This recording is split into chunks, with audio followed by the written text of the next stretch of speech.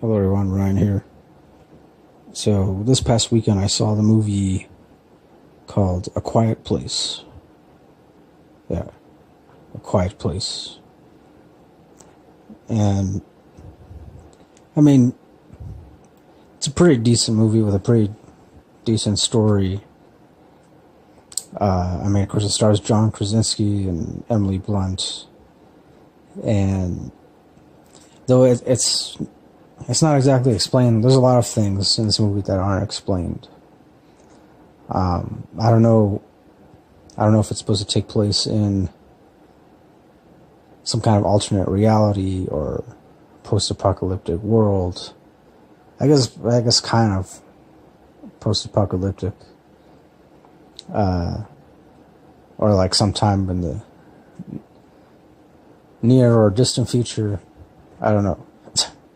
Essentially, like, I guess it's supposed to be like one day these weird creatures show up, pretty much attack all of mankind, kill a lot of them, devour them, eat them, I guess.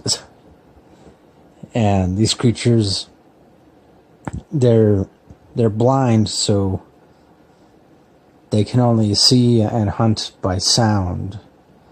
And it's very interesting the way they do this.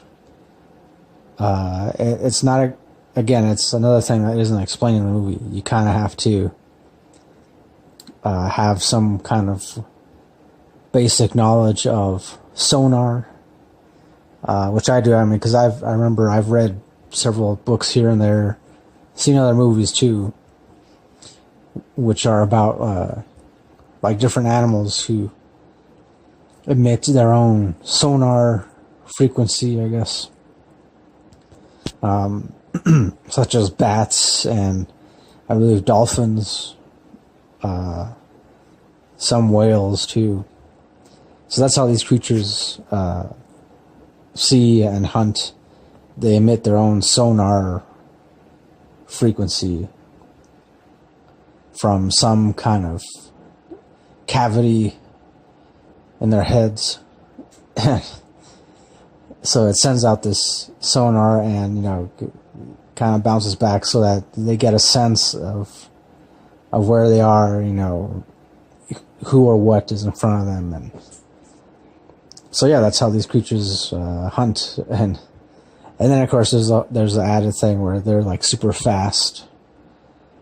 I want to say it looks like, in the movie, it looked like they could move at like, speeds of, I don't know, I want to say like over 30 or 40, maybe even like 50 miles per hour or something.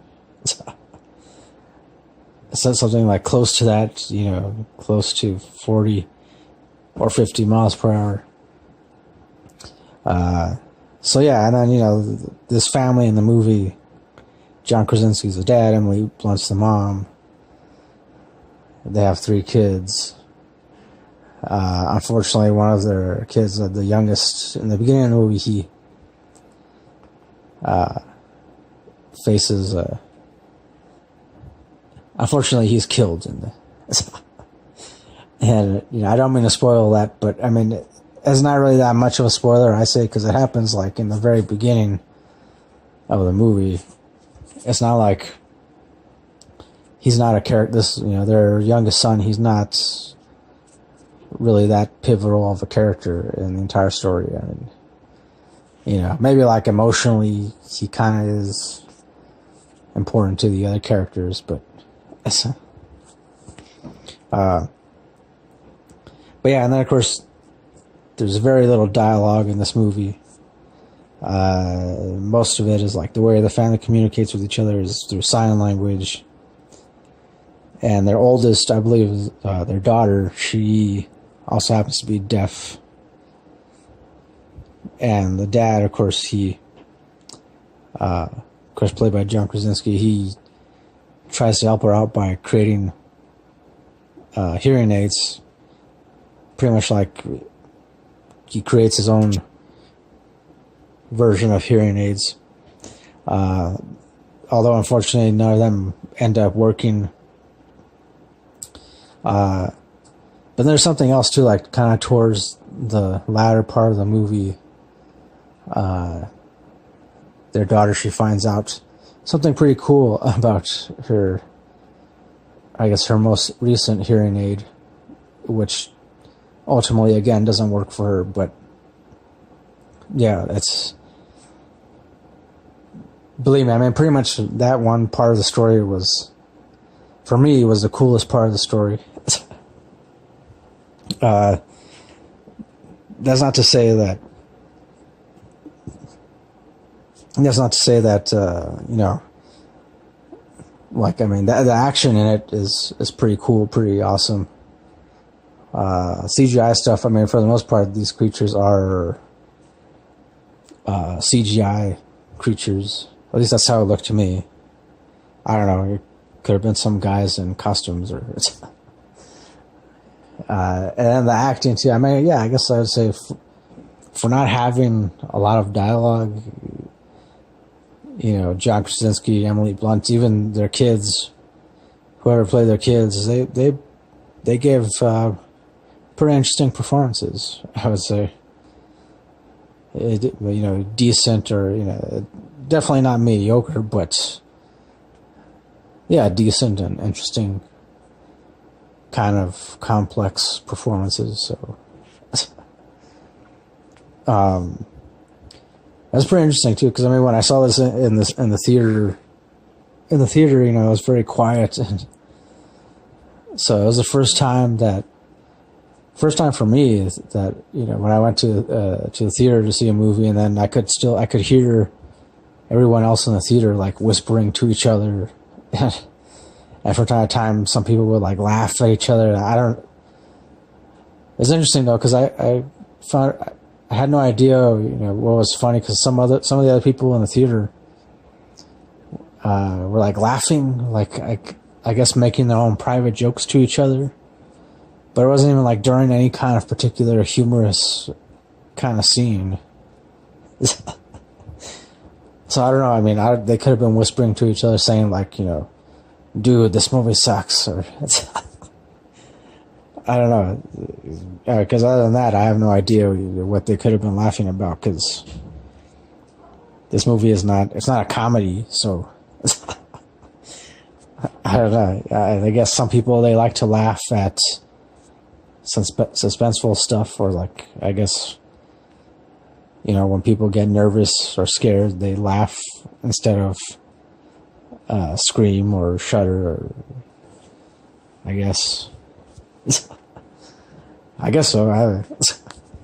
And then of course, so pretty much the entire movie is all right. It's a decent story, but also too, I gotta say, you know, it reminded me of another movie called Tremors, which stars Kevin Bacon. Came out sometime in, I want to say, the 80s, I believe.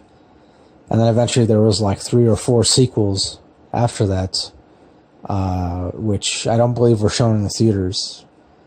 I think one or two of them were shown on TV, and then eventually, you know, made their way to DVD, home video, and all that. And but yeah, because they remind me of, I mean, because especially the creatures, even though in the movie Tremors, there's these large worms that are like subterranean, but the way they also hunted was by sound. You know, anytime somebody made a loud sound, they knew where to travel to. And then eventually in the sequels, in the Tremors sequels, these large worm-like creatures, they evolved, and they changed into more land-based creatures, so that they could, you know, they evolved so that they eventually had legs, and I think even at one point they had wings, and then they could even like breathe fire. And so, yeah, you know, for me, I consider it to be a ripoff of Tremors. I mean, when it comes to the creatures, at least, I don't like that a lot of people are saying that John Krasinski came up with this original idea But really, no, he didn't. He stole it from Tremors. So yeah, I mean, maybe he purchased some of the rights to Tremors or something. It's a possibility. So yeah, anyways, I mean, as far as rating goes, I'm gonna give it 7.5 at the bare minimum. I guess you could round up to 8 if you really wanted to. For me, I'm gonna stick with 7.5 because 7.5 because, you know, they ripped off the idea from Tremors. All they did was make a Tremors reboot. You know, that's what it seems like to me. You know, they made a Tremors reboot. They didn't want to call it Tremors, or legally, they couldn't call it Tremors. So, yeah, John Krasinski, I know what you did. I know what you did. You can't fool me, you know. So, anyways, yeah, that'll do it for my review of A Quiet Place. Yeah. So, thanks for watching. Thanks for listening. As always, till next time, don't forget, keep it real, keep on rocking, and peace.